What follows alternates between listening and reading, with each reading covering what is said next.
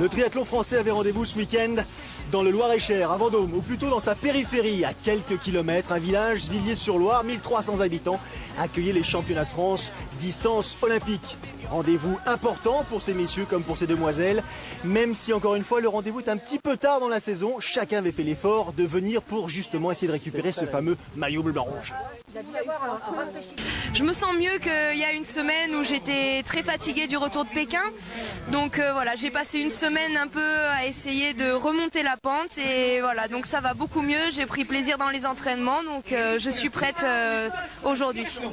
Notre championne d'Europe, Émy Charéron, est là bien sûr pour essayer de monter sur la plus haute marche du podium, tout comme Charlotte Morel qui a l'habitude de s'afficher elle aussi. Chaque année, le championnat de France c'est une épreuve importante pour moi, puisque c'est quand même, ça représente notre pays, donc ça m'a toujours réussi. Donc j'espère faire une bonne course aujourd'hui, voilà. Même si c'est un peu tard dans la saison cette fois-ci et que ça change un peu des autres années, quoi. Elle porte le dossard numéro 1, c'est justifié, double championne de France. Jessica Harrison est présente bien sûr avec un objectif simple en tête. Déjà il faut garder le titre, ça fait 2 ans que je gagne et puis ce serait bien de faire un 3e titre, ça fait un joli numéro je pense, un petit rang. Il ne me reste pas énormément d'années à faire les championnats de France non plus, donc maintenant chaque année compte et j'ai envie de marquer la course avec mon empreinte. Petit format différent cette année en l'occurrence, avec pour ces dames un format sprint plus court donc que le format olympique, 750 mètres de natation, 20 km à vélo, 5 km à pied, un choix délibéré qu'a opté donc la fédération. On nous explique pourquoi par l'intermédiaire de Philippe Lescure. Nous souhaitons que le triathlon féminin attire le plus de filles possible et donc il était important de les faire courir sur une distance sprint beaucoup plus accessible, beaucoup plus ouverte, qui donne aussi une densité plus importante que chez les hommes où effectivement là nous avons un public beaucoup plus conséquent qui justifie la distance habituelle, c'est-à-dire le court distance. C'est clair, le président s'est exprimé, mais en ma compagnie, à l'occasion de ce championnat de France et de ce résumé, c'est le directeur technique national qui va œuvrer. Franck, bonjour. Bonjour Vincent. L'occasion de revivre ensemble ces rendez-vous, tant féminin que masculin, avec cette décision qui a été prise, double décision, un format sprint et puis une date choisie un petit peu tard dans la saison pour ne pas rentrer en concurrence avec les dates internationales. C'était un choix judicieux ou pas après coup ? Oui, et puis le choix de la distance sprint, c'est peut-être un choix visionnaire de la fédération, puisque la fédération internationale va alterner dès 2013, après Londres, les formats sprint et courte distance sur la série championnat du monde. C'est une info. L'autre info, c'est qu'elles étaient 62 au départ, c'était samedi dernier, donc à Villiers-sur-Loire, village de 1300 âmes à 5 km de Vendôme. Vendôme qui est une place forte du triathlon, hein. Ça a été un club assez formateur et qui a donné pas mal je dirais du sien dans la formation de ses athlètes et de ses protagonistes. Là on revient sur cette compétition. Alors attention, les bonnets jaunes qui sont devant ne sont pas toutes des athlètes qui appartiennent à Poissy, loin de là. Ce sont des athlètes élites car concourent dans cette compétition les élites, les moins de 23 ans, les masters, les seniors. C'est l'occasion pour les amateurs de courir avec les professionnels. Nous on va s'attarder sur les professionnels et là on peut d'ores et déjà dire qu'il y a quand même une différence entre celles qui ont l'habitude de rivaliser au plus haut niveau et les autres. Oui, certaines sont venues pour gagner. C'est le cas de Jessica, Charlotte qui viennent de finir la partie natation. C'est une surprise de voir Charlotte à ce niveau-là. Elle a progressé dans l'hiver. Elle a parfois été régulière sur ses parties natation. Mais là, elle fait une belle natation qui va peut-être lui permettre de se mettre avec Jessica en orbite pour tout de suite imposer un autre rythme dès le vélo. Se mettre en orbite avec Jessica. L'image est belle, effectivement, tant Jessica Harrison paraît, je dirais, non pas imbattable sur la distance, mais elle a une expérience qui n'a rien à voir avec celle de ses concurrentes immédiates, même si parmi elles, on compte bien sûr la présence d'Émy Charéron. Alors en natation, la première à sortir de l'eau, c'est Jessica et les premières. Et Charlotte Morel en 10 minutes et 30 secondes, puis derrière arrive Julie Nivois, Camille Donat, Bérangère Abraham, Léa Duchamp. À la lecture des noms, il n'y a pas vraiment de réelle concurrence au plus haut niveau. On a le sentiment que ça va se passer entre Jessica Harrison, Charlotte Morel et peut-être Émy Charéron si elle arrive à retrouver, je dirais, ses aptitudes, sachant qu'encore une fois, elle a pas mal donné cette saison. C'est vrai qu'en l'absence de Carole Péon, blessée depuis la série championnat du monde de Londres, elles sont 3 à pouvoir s'imposer avec bien évidemment Jessica et Émy. Et puis Jessica qui apparaît comme la favorite sur cette course de fin de saison, puisque Elle est en forme depuis Pékin, elle fait 7e de la grande finale, elle fait 2e de la bowl, elle est dans une dynamique de performance, ce qui est un petit peu moins le cas d'Amy en cette fin de saison. Et là, elle se retrouve un petit peu piégée dès la sortie de l'eau et elle n'a plus qu'à essayer de combler l'écart pour revenir rapidement sur les deux femmes de tête, sinon l'addition peut être lourde à la fin du vélo. Effectivement, là, deux femmes de tête qui ont déjà 30 secondes d'avance. Regardez l'allure, je dirais presque l'habitude de Jessica Harrison qui conduit Charlotte Morel en quelque sorte. Charlotte qui doit vouloir prendre des relais parce que c'est ça aussi l'esprit, mais est-ce qu'elle peut vraiment compte tenu de la densité de l'effort imprimé par Jessica ? Bah là on a deux belles rouleuses, hein. Charlotte et Jessica roulent très fort. Maintenant Jessica elle veut absolument gagner, elle l'a dit dans son interview, donc ça elle aussi d'assumer ce début de course et un petit peu de créer un écart irrémédiable avec Amy et les trois autres. Alors on voit justement ce peloton avec Amy Charéron, avec Bérangère Abraham, avec Camille Donat, avec Julie Nivois. Elles ont 30 secondes de retard, il faut absolument qu'elles cravachent, elles sont dans le premier tour. Et tout est encore réalisable, même si devant, encore une fois, on est dans une logique de conquête. Il ne s'agit pas de se reposer sur ses lauriers. À l'ère décidée de Jessica Harrison, on se doute un petit peu de la façon dont elle va conduire son petit peloton jusqu'à la transition. Bah, seule la victoire compte sur un chemin de France, donc elle accepte que Charlotte, qui est un petit peu plus faible qu'elle en course à pied, ne prenne pas trop de relais. Et puis là, vraiment, ce qu'il faut, c'est qu'elle crée un écart vraiment très conséquent. Là, 24 secondes au sommet de la première côte. Voilà, il leur faut à peu près 1 minute pour espérer éviter un retour d'Amy. Donc elles ont 1 minute à aller chercher sur la partie vélo qui a un effort d'une 30aine de minutes. Et on entend Amy là qui carrément, je dirais presque, non pas invective, mais motive les coéquipières de circonstance. Elle dit il faut absolument qu'on maintienne une allure 40 km/h, prendre des relais brefs, efficaces. Elle sait que c'est à l'occasion de cette première boucle, en l'occurrence, qu'elles peuvent faire la différence, c'est-à-dire revenir sur la tête de course. Après, ce sera sans doute trop tard. Ouais, même si elle revient pas, il faut absolument qu'elle limite les écarts. 1 minute, elle peut aller encore chercher la victoire. C'est ce qui compte, hein. Amy, Jessica et même Charlotte, elles sont là pour gagner. Au-delà de la minute, ça va s'avérer très difficile et après c'est mission impossible. Alors en tête, donc Jessica Harrison devant Charlotte Morel. Et puis derrière, un groupe de 4 compétitrices. Il y a Amy Charéron, il y a Camille Delin, il y a Julie Nivois, il y a Laure Belkadi. Je l'ai dit une bêtise tout à l'heure, il ne s'agissait pas de Bérangère Abraham, mais de Laure Belkadi bien sûr, qui ont essayé à l'occasion de la première boucle de combler un tant soit peu l'écart qui les séparait du duo de tête et qui a un tout petit peu de mal. Ce sont des attitudes qui laissent penser qu'elles se sont résignées ou pas? Bah, elles font ce qu'elles peuvent. Il y a simplement Amy dans ce groupe de 4 qui a envie de gagner. Les autres sont là pour les places d'honneur. Pour l'instant, elles font une belle course, mais c'est vrai qu'elles ne peuvent pas aider Amy à essayer de rentrer sur les deux concurrentes qui sont maintenant loin devant. Charlotte Morel qui a pris là le relais.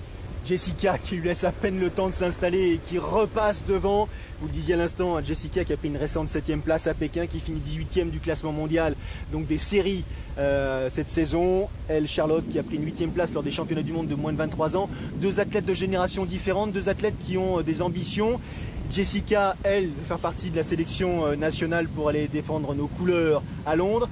Elle a une période de l'année un tout petit peu plus, je dirais, discrète. Il a fallu un petit peu remotiver l'athlète pour qu'elle trouve les ressources nécessaires. Oui, c'est vrai que Jessica a fait une saison quelque peu décevante avant la grande finale. Donc l'ambition fédérale, ça a été un petit peu de la remettre sur les bons rails à moins de 300 jours des Jeux. Pour l'instant, ça marche. Pékin lui a permis de ne pas faire une saison internationale blanche. Et puis, c'est vrai qu'elle fait une belle fin de saison avec la bowl. Et puis, on lui souhaite une victoire sur la Coupe du Monde de Tongyong mi-octobre, puisqu'elle clôturera sa saison sur cette étape. Jessica Harrison qui apparaît en quelque sorte comme la capitaine d'équipe, je dirais naturelle de ce groupe France qui devrait aller à Londres encore une fois, mais ce n'est pas aussi facile que ça. Les identités n'appartiennent en l'occurrence à personne d'un point de vue sportif.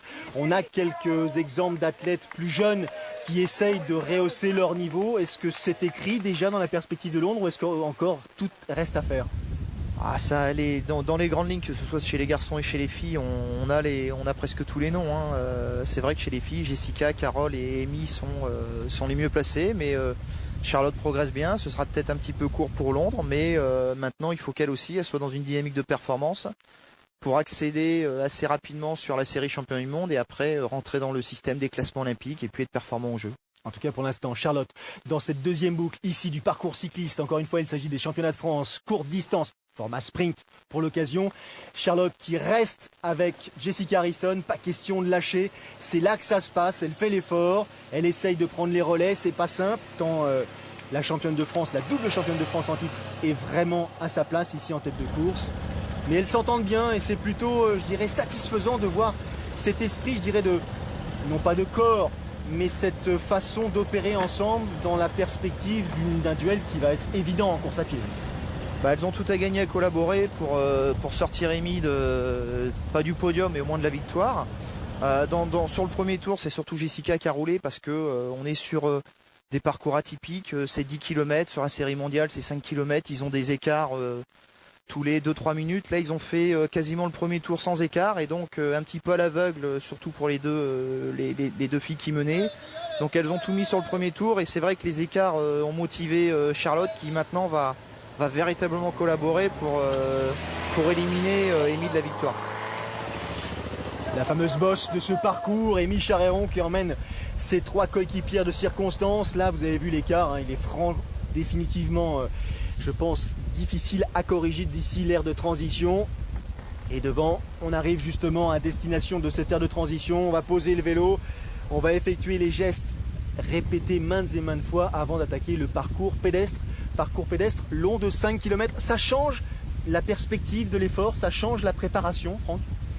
Entre 5 et 10 km, très peu, puisqu'en fait les athlètes sont surtout prêts pour faire un 10 km.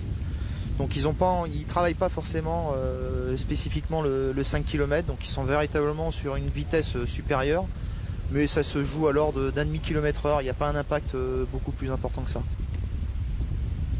On vous l'avait dit, un parcours bucolique, mais joli, très joli. On passe dans les villages, on est, je vous le rappelle, dans le Loir-et-Cher, ici à Villiers-sur-Loire, donc à l'occasion de ces championnats de France courte distance 2011.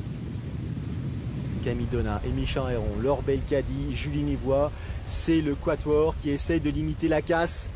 Devant, on a Charlotte Morel avec cette tête baissée qui essaye tout simplement de garder un petit peu de force dans la perspective de la course à pied. Et devant, on a les watts que nous exprime Jessica Harrison et ça va pas en se calmant.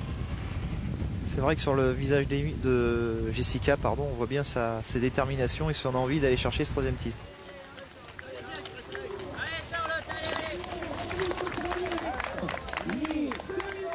44 minutes et 19 secondes de course. Et déjà les 2 premières qui entrent dans l'ère de transition. Jessica Harrison devant vous, en rouge, Charlotte Morel. Et Jess qui ne perd pas de temps. Ça c'est l'habitude aussi, c'est la répétition des gestes, c'est le haut niveau, c'est ça l'expérience, c'est ce qui crée la différence au sortir de cette transition. Justement, à l'espace de une poignée de secondes, elle a déjà pris 10-12 mètres d'avance sur Charlotte Morel. C'est vrai que c'est le petit moment clé qu'il ne faut pas rater. Tout de suite, elle met la pression sur Charlotte en disant écoute, si tu veux gagner, il va tout de suite falloir venir me chercher. Donc elle met en place véritablement une stratégie pour s'imposer. 2 minutes 46 secondes de retard. 2 minutes 46 secondes de retard. C'est important là au terme des 20 km de ce parcours cycliste. Les 4 drôles de dames qui en terminent à leur tour. Pendant ce temps, Jessica, elle a pris les commandes de façon autoritaire. Et des 10 mètres que Charlotte Morel avait de retard à la sortie de l'ère de transition, elle a désormais une bonne trentaine de mètres et ça va pas en s'améliorant. Ça va pas aller en s'améliorant, elle sait qu'elle est en forme, elle court bien sur ce mois de septembre. Donc elle se sent supérieure à Charlotte, donc d'entrée, elle met tout de suite la pression sur son adversaire pour lui dire écoute, contente-toi de la 2e place et puis si tu vas gagner, t'attendras l'année prochaine éventuellement. Alors Charlotte, est-ce qu'elle a intégré cette information? Est-ce que d'ores et déjà elle se contente de la 2e place? On voit que les foulées ne sont pas tout à fait les mêmes et on se rend bien compte à l'écouter aussi que Charlotte est à une vitesse là qu'elle ne peut pas, je dirais, élever. Non, là elle essaye de courir maintenant à rythme régulier. La victoire ça va être très difficile.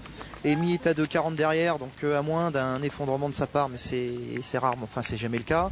Elle sait que elle doit courir maintenant pour assurer sa 2e place. Et puis ce qui est important aussi, c'est malgré tout limiter les écarts avec Jessica pour montrer qu'elle est présente et que elle n'est pas si loin de ça et qu'un jour elle espère pouvoir la battre. Donc Jessica Harrison, là, super déterminée, agressive, puissante. On aime voir cette athlète française lorsqu'elle a ce visage-là, je dirais conquérante. Derrière, toute la concentration, elle se lit sur le visage de Charlotte Morel, qui essaye de maintenir l'écart avec Jessica et surtout, comme le disait Franck tout à l'heure, avec Amy Charéron qui revient progressivement. Elle a une petite pointe de vitesse, Amy, en fin de parcours, qui peut être dangereuse. Amy, sa force, c'est aussi de rien lâcher. Elle sait qu'elle ne gagnera pas parce qu'avec 2,45, c'est mission impossible, mais elle va vraiment faire un gros 5 km parce que c'est comme ça aussi qu'on apprend à se faire mal sur toutes les compétitions, que ce soit sur de la série mondiale, un Grand Prix ou un championnat de France. Alors on entend parler souvent de cette... on entend cette image se faire mal, c'est-à-dire aller au bout de soi-même, ou est-ce qu'il faut fatalement passer par un effort presque, je dirais, exceptionnel pour justement espérer maintenant au plus haut niveau glaner un titre, que ce soit d'un point de vue national ou international? Le triathlon, il faut aimer le goût de l'effort, encore plus à très haut niveau. C'est se faire mal, c'est surtout accepter l'inconfort parce que on est sur des vitesses qui sont importantes. Les filles, elles courent aux alentours de 17,5 sur un km/h, sur un parcours qui n'est pas si aisé que ça, qui rend pas énormément. Donc voilà, c'est un effort qui est toujours à la limite. Donc c'est vrai que psychologiquement, il faut vraiment avoir envie, il faut vraiment l'avoir dans la tête. On écoute les conseils du coach, on écoute la respiration de Charlotte.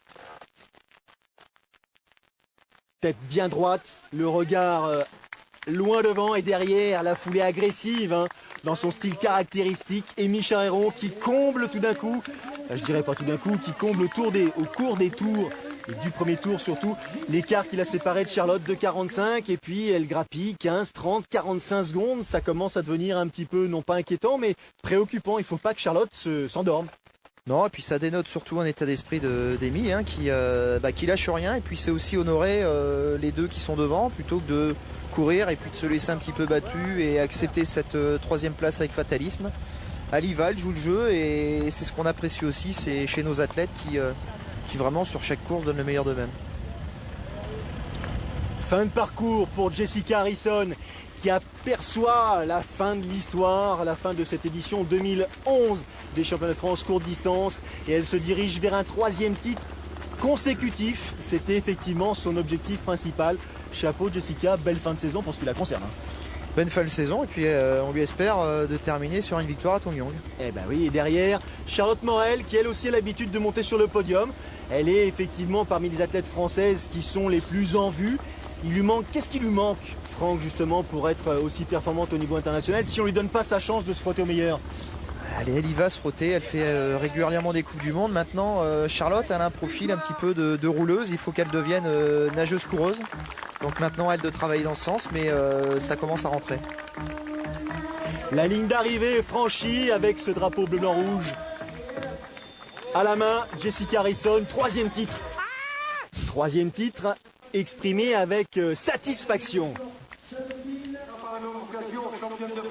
Mission accomplie en quelque sorte, good job. Parce qu'elle est bilingue, il ne faut pas non plus l'oublier, Jessica, d'origine britannique, et qui donc porte les couleurs françaises désormais. 3e titre national. Belle performance pour Jessica Harrison, et elle aussi porte le drapeau, et pour cause. Elle est 2e de ce championnat de France, dit élite, mais elle est du coup championne de France des moins de 23 ans, encore une fois. Voilà, le règlement fédéral permet à un ou une athlète de cumuler les 2 titres. Donc Charlotte repart de ce chemin de France en étant vice-championne de France élite et championne de France espoir. Et ce qu'aurait bien aimé Étienne Dimanche le week-end dernier, puisqu'il a remporté les championnats du monde de duathlon.